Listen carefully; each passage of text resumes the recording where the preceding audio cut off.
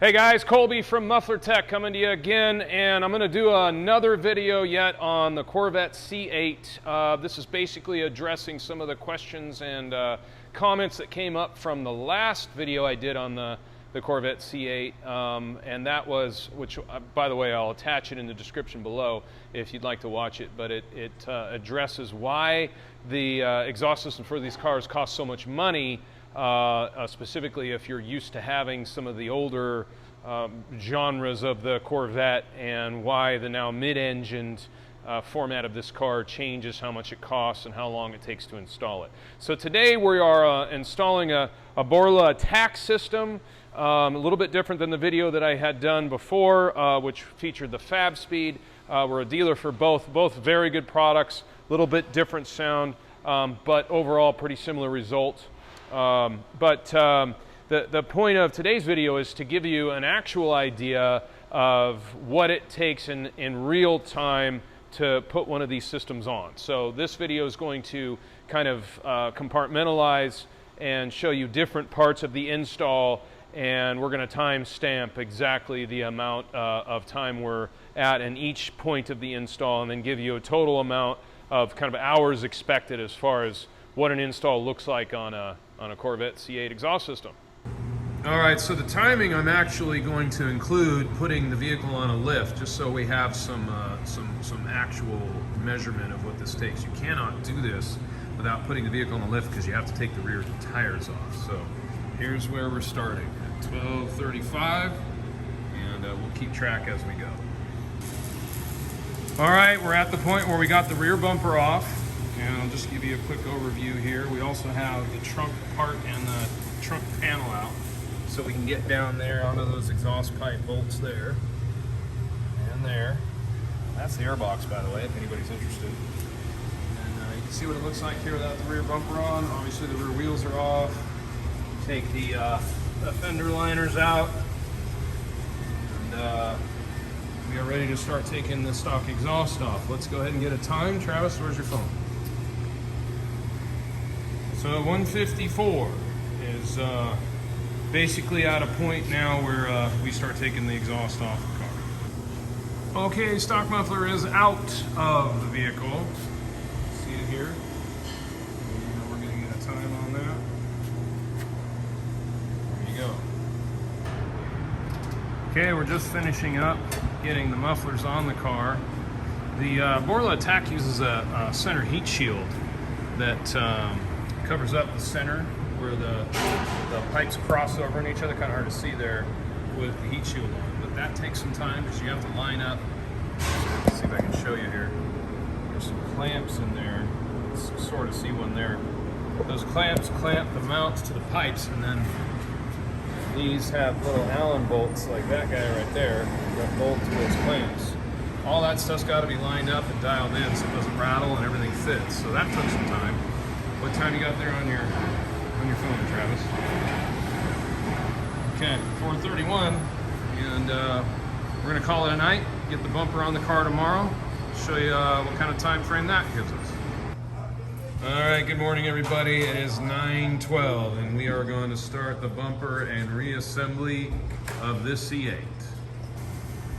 All right, so we're at the point now we've slid the bumper into place. We've plugged everything in.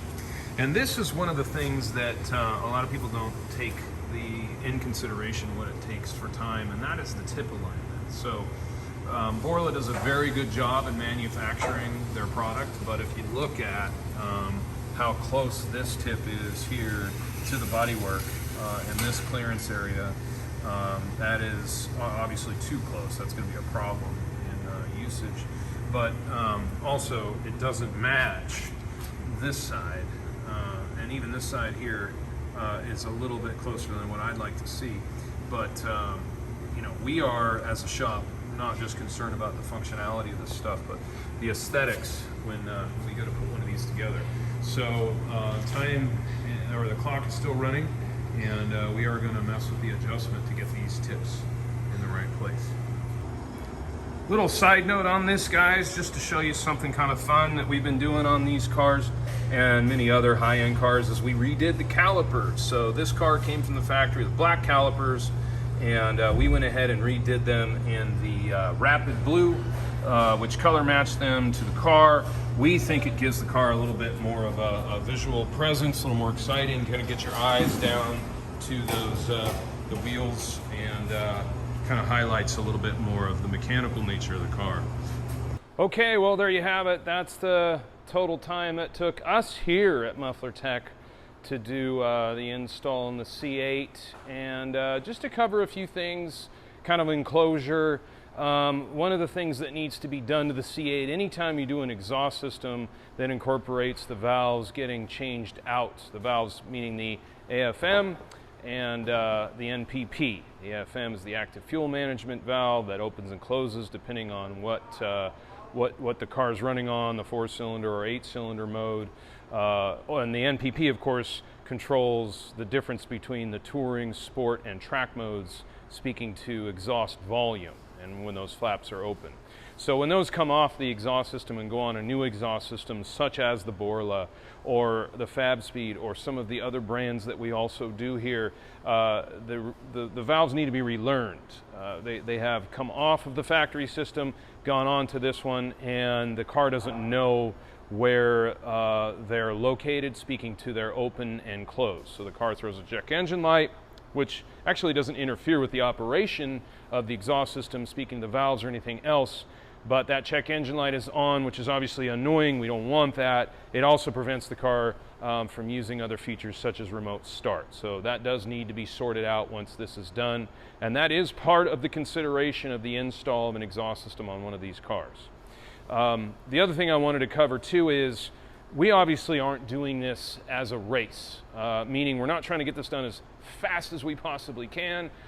We have some concerns around the quality of the install, specifically tip lineup, how the exhaust system is attached to the vehicle, and we are fairly methodical about how we put the car back together, meaning that we want to return the car back to its original state of what it came from the factory in assembly. You know, the bolts being tightened properly, the right bolts in the right spot, the shims that hold the bumper in the right place. Things like that are of utmost concern to us, and I would assume that kind of translates to other professional establishments that are used to doing cars such as this one. So admittedly, if we wanted to kind of make a race or a competition out of it, could we have cut the time down on this? Yeah, probably. That's not our goal. Our goal also is certainly not to gouge the customer on the total time of the install, but being that we're taking the responsibility on of how this is done, our concern is, of course, doing this to the most professional and back to originality on the car, other than the exhaust system being changed, that we possibly can. Listen, Colby from Muffler Tech again. Thank you guys so much for watching. You guys are helping me grow this channel. You can check me out. We also do stuff on catalytic converter theft, catalytic converter theft protection, things like that. I'm trying to move this a little bit more in the area of performance stuff. This is where I'm a little bit more passionate, but clearly our catalytic converter stuff is where I'm getting most of my views. Anyhow, thanks for watching. Please like, share, and subscribe. I'll be doing more of this stuff in the future, hopefully, and I appreciate your participation. Have a great day.